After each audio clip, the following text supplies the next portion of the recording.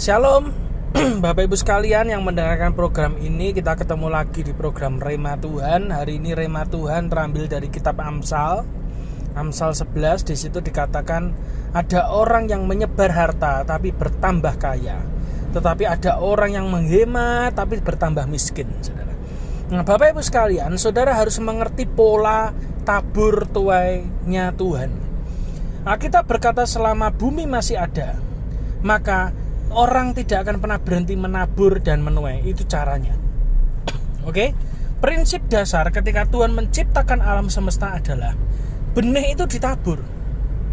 Dan ketika ditabur, benih itu bertumbuh, berbunga, berbuah, dan akhirnya kita menikmati buahnya. Tetapi kita tidak hanya menikmati buahnya, karena di dalam buah itu ada namanya benih. Benih itu tidak kita makan, tapi benih itu akan kita tabur lagi. Lalu benih yang sama itu akan bertumbuh, berbunga, berbuah lagi. Dan itu seterusnya. Dan prinsip yang Tuhan berikan dalam kehidupan kita semua tentang tabur tuai adalah, kalau Anda menabur satu benih, maka yang muncul adalah banyak buah. Bukan satu buah, tetapi banyak buah. Nah, prinsip ini yang harusnya kita anak-anak Tuhan miliki. Prinsip tabur tuai ini sangat penting sekali. Saudara kerja siang malam cari duit, itu bukan untuk dirimu sendiri. Sebagian itu adalah benih yang Tuhan percayakan dalam hidup kita untuk kita tabur. Tabur kemana? Tanya Tuhan. Ya, perpuluhan kita serahkan ke gereja kita.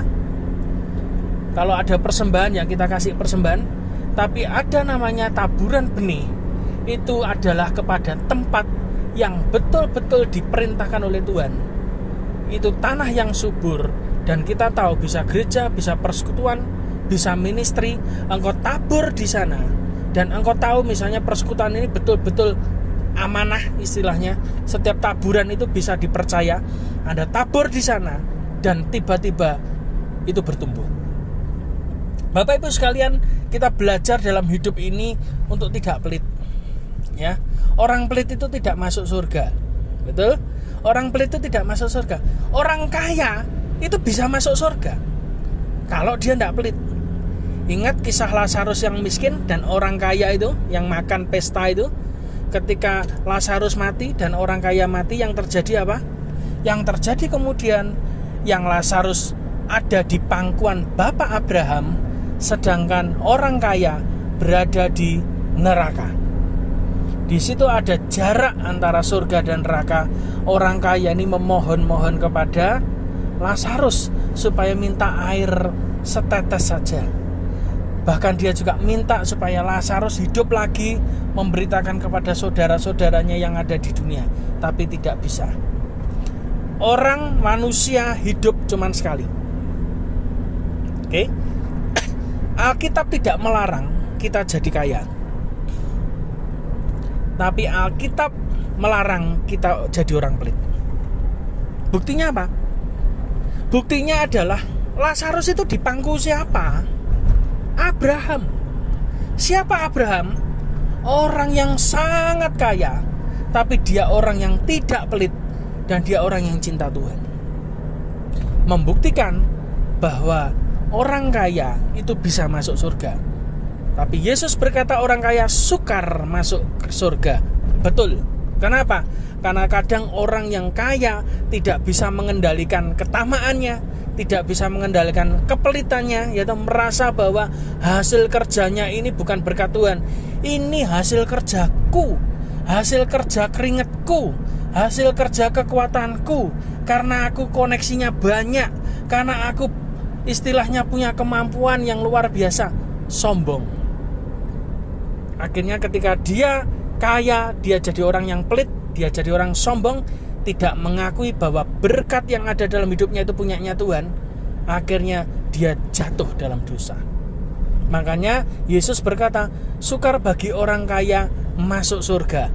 Tetapi Yesus juga mengatakan, bagi manusia mustahil, tapi tidak mustahil bagi Tuhan. Artinya apa? Kalau orang kaya itu tidak pelit, ya toh, cinta Tuhan, engkau bisa masuk kerajaan Allah. Bahkan hari-hari ini saya melihat banyak sekali orang-orang diberkati Tuhan, dipakai Tuhan untuk nabur sana sini pekerjaan Tuhan. Hidup mereka makin diberkati, hidup mereka makin luar biasa, bahkan mereka jadi berkat bagi banyak orang. Ya, kenapa? Karena mereka orang kaya yang masuk surga, tidak pelit, gitu.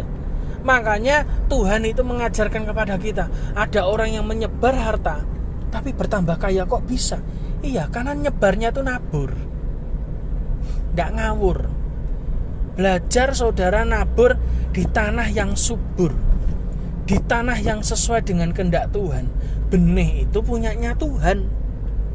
Makanya kalau mau nabur tanya Tuhan, gereja ini bertanggung jawab tidak untuk benih saudara? Persekutuan doa ini kalau ditabur ini bisa dipercaya tidak? Dibagikan ke jemaat orang miskin tidak?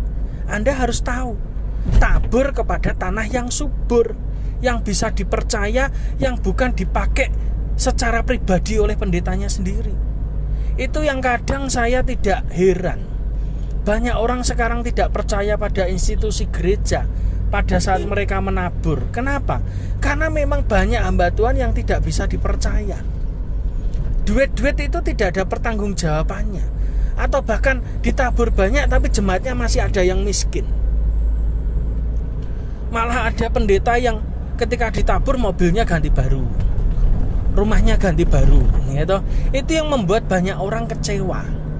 Ya, bukannya tidak boleh kita diberkati Tuhan, ganti mobil baru, dapat rumah baru, boleh. Tapi yang penting kalau Anda sebagai gembala jemaat, Anda perhatikan, berkat itu harus tersalur ke bawah dulu. Kenapa? Kita ini saluran berkat. Hamba-hamba Tuhan ini saluran berkat. Kalau salurannya dibuat macet, maka jangan heran berkatnya macet. Orang-orang yang nabur tidak mau lagi nabur. Kenapa? Karena Anda jadi orang yang tidak bisa dipercaya oleh Tuhan. Karena itu jadilah orang yang bisa dipercaya oleh Tuhan. Anda ditabur, Anda salurkan. Beberapa hari ini saya belajar memang bahwa kalau ada orang yang nabur untuk kita, itu bukan untuk kita. Saya coba salurkan dalam bentuk apapun. Kenapa? Supaya orang-orang yang beribadah di tempat kita, di persekutuan kita, di gereja kita, itu mereka juga mendapat berkat. Jadi kita belajar untuk bukan diri kita sendiri. Karena saya sendiri diberkati Tuhan lewat pekerjaan saya, lewat toko saya. Sedangkan jemaat-jemaat yang hadir diberkati lewat apa? Ya lewat kehidupan kita. Orang nabur, kita salurkan kepada mereka. Untuk hamba-hamba Tuhan yang datang, ada orang yang menabur untuk hamba Tuhan, ya tak salurkan kepada hamba Tuhannya. Kenapa? Karena kita ini cuma saluran berkat. Dan Tuhan bisa memberkati kita lewat pekerjaan kita sampai hari ini. Maka dari itu kita belajar untuk bisa dipercaya Tuhan. Dan kita, gereja Tuhan, juga terus belajar, jangan sampai berhenti. Tabur, tuai, tabur lagi, tuai lagi, tabur lagi, tuai lagi. Makanya banyak orang yang ingin jadi kayak Ishak, makin lama makin kaya, kian lama kian kaya, tapi tidak pernah nabur. Saya mengajarkan kepada jemaat yang hadir di persekutuan doa, di Banjir Rezeki, jangan pelit. Dan saya melihat banyak sekali jemaat-jemaat yang hadir tuh hidupnya, nasibnya diubahkan. Dari yang terikat pinjol, sekarang mentalnya mulai dibangun. Bahkan sekarang punya pekerjaan yang baru, ya toh, pekerjaannya tambah laris. Kenapa? Bukan karena saya, bukan karena persekutuan saya, enggak. Tapi karena mereka ada di tempat ini, mereka diberkati Tuhan. Karena saya bikin persekutuan ini juga visinya dari Ulangan 15 ayat 4. Tuhan ngomong, maka tidak akan ada orang miskin di antaramu. Amin, saya bilang. Artinya apa? Orang miskin yang ibadah di tempat saya pulang mesti sugih kabeh. Mesti diberkati Tuhan. Orang ngomong ini teologi kemakmuran, whatever, ya toh. Mau bahkan ada pendeta yang ngomong yang betul itu teologi salib pikulen dewe, ya toh. Ada orang yang ngomong teologi salib, ya enggak apa-apa. Kamu teologi salib, jalan aja teologi salib. Kalau kita diomong teologi kemakmuran, ya enggak apa-apa, memang kita tambah makmur. Tapi makmurnya bukan untuk diri kita sendiri loh. makmurnya kita untuk memberkati ya gereja-gereja yang tidak punya itu, berkati hamba Tuhan yang membutuhkan itu, memberkati masyarakat yang butuh makan. Ya toh, ya kan itu tujuannya. Anda diberkati, Anda makmur bukan untuk diri kita sendiri loh. Saya ngajarkan kepada jemaat yang hadir, Anda hadir di tempat ini, Anda diberkati Tuhan. Tapi ingat, yang pertama kalian bantu adalah orang miskin di sekitar Anda. Kecipratan berkat enggak? Itu yang saya ajarkan. Jadi bukan sekedar teologi sukses dan kemakmuran berhenti sampai di situ, tidak. Anda makmur, itu ada tujuan ilahi, Anda diberkati Tuhan. Bahkan sekarang ada jemaat yang luar biasa, ndak usah dikongkon, nyumbang sabun, ya, sabun untuk kamar mandinya persekutuan. Ada lagi kemarin yang bawa sapu sama cikrak, membelikan sapu sama cikrak baru. Untuk apa? Untuk bersih-bersih. Loh, padahal saya juga punya sapu dan cikrak. Ya sudah, karena saya mengizinkan itu. Kenapa? Karena saya tahu kalau dia memberkati saya, maka Tuhan saya yang hidup memberkati hidupnya. Iya, saya ndak boleh nolak. Orang nabur saya tidak boleh nolak. Tugas saya nyalurkan. Tapi orang yang nabur saya diberkati Tuhan. Kenapa? Karena saya bikin persekutuan atas perjanjian dengan Tuhan. Jadi kalau orang nabur di persekutuan saya, mereka diberkati Tuhan luar biasa. Mereka nabur waktu, mereka nabur tenaga, mereka nabur doa, mereka nabur ketaatan yang ada di tempat kami. Semuanya sekarang dalam waktu 1 tahun, beberapa orang itu sudah kesaksian diberkati Tuhan. Bahkan ada yang rekeningnya tidak habis-habis, ya toh? Ada mujizat pelipat gandaan yang cepat. Loh, kenapa? Ya bukan karena saya, karena Tuhan. Wong di tempat kita juga tidak pernah narik persembahan dan perpuluhan, ya toh? Tapi mereka mau nabur kemanapun terserah. Gitu. Penting taburannya tepat sasaran. Taburannya di tanah yang subur, maka mereka diberkati Tuhan. Maka dari itu saya percaya kita semua dipanggil Tuhan, bukan cuma jadi kaya, tapi Anda juga jadi berkat. Kalau cuma jadi kaya, Anda jatuhnya flexing dan pamer.